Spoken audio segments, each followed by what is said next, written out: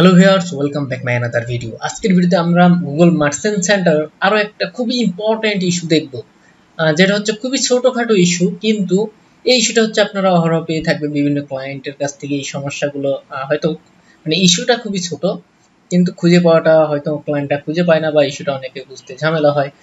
তো ভিডিওটি না টেনে সম্পূর্ণ আপনি ভালোভাবে দেখবেন, এবং আপনি যদি আমার চ্যানেলে নতুন হয়ে থাকেন প্লিজ অবশ্যই সাবস্ক্রাইব করবেন, এবং ভিডিওটি যদি ভালো লেগে থাকে প্লিজ কমেন্টস করে আপনার মতামত জানাবেন।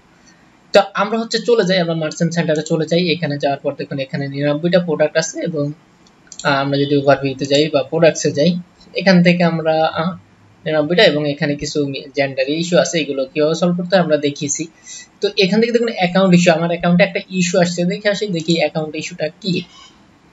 তো এখান থেকে দেখুন অল কান্ট্রিজ, এখানে একটা the logo added contains the euro does not contain, মানে সে একটা লোগো ইউজ করেছে, ওই লোগো ইউজ করার কারণে মার্চেন্ট সেন্টারে এই ইস্যুটা চলে এসেছে, মানে লোগোটা হচ্ছে অ্যাক্টিভ হয়নি। তো এই ইস্যুটা আমরা কিভাবে সলভ করব? তো খুবই সিম্পল এই ইস্যুটা সলভ করা। হয়তো অনেক ক্লায়েন্ট হচ্ছে এগুলো করতে পারে না, সে বিভিন্ন ইস্যু দেখলে, অনেকে ইস্যু দেখলে আমরা তো জানি, দেখুন সে একটা ওয়ার্নিং খেয়ে গিয়েছে।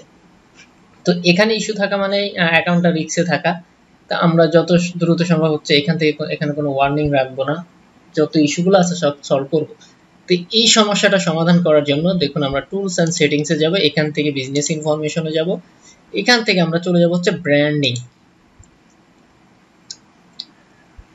আমি আবারও বলি টুলস এন্ড সেটিংসে যাব, টুলস এন্ড সেটিংস থেকে বিজনেস ইনফরমেশন থেকে আমরা ব্র্যান্ডিং এ চলে যাব। এবার এখানে দেখি লোগোস ফর শপিং অ্যাডস, আমরা যদি এখানে যাই শপিং অ্যাডস এর জন্য কোনো লোগো নাই, এই জন্য যেমনটা স্কয়ার লোগো, দেখুন এই যে এখানে আমরা একটা লোগো দেখতে পাচ্ছি, একটা স্কয়ার লোগো ইউজ করেছে সে, কিন্তু এখানে দেখুন আমাদের সাইজ বলতেছে 2000 × 2000 পিক্সেল, ডেস্টিনেশন বা 500 × 500 পিক্সেল, কিন্তু সে ইউজ করেছে কত, মানে সে যে সাইজটা ইউজ করেছে এর সাথে রিকমেন্ডেড হয়নি, এই জন্য হচ্ছে এখানে এই সাইজটা নেয়নি। তো আমরা এখান থেকে এটা ডিলিট করে দিই, ডিলিট করে আমরা সেভ করে দিই। আচ্ছা, এটা সেভ করা লাগবে না, এটা অটোমেটিক সেভ হয়ে যাবে। তো একদম ক্ষুদ্র একটা বিষয়, মার্চেন্ট সেন্টার যে একটা ওয়ার্নিং এসেছিল, আমরা যদি আবারও চলে যাই, এখান থেকে আমরা প্রোডাক্টসে ক্লিক করি। আচ্ছা দেখুন এই ইস্যুটা এখনো আছে, আমরা যদি আবার যাই এখান থেকে, অবশ্যই চলে গেছে, কিন্তু আবার যে আমরা আবার গিয়ে চেক করে আসি, আমরা ব্র্যান্ডিং এ চলে যাই। আচ্ছা এখানেও দেখুন আরো একটা লোগো আছে, আমরা জাস্ট এইটাও ডিলিট করে দিই। আচ্ছা এখানেও আমরা গিয়ে দেখে আসি, তার মানে আমাদের একটা ছিল, প্রথম হচ্ছে শপিং অ্যাড এর মধ্যে এখানে একটা লোগো সে ইউজ করেছে, এবং কালার বাই লোগো বাই আর গুগলের মাধ্যমে একটা যেটা অ্যাক্টিভ করা আছে সে এখানেও দিয়েছে।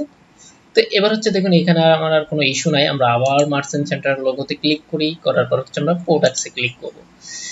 তো প্রোডাক্টসে ক্লিক করার পর এবার যদি আমরা অ্যাকাউন্ট ইস্যুর মধ্যে যাই, দেখুন কি একটা মজার বিষয়, কোনো ইস্যু নাই।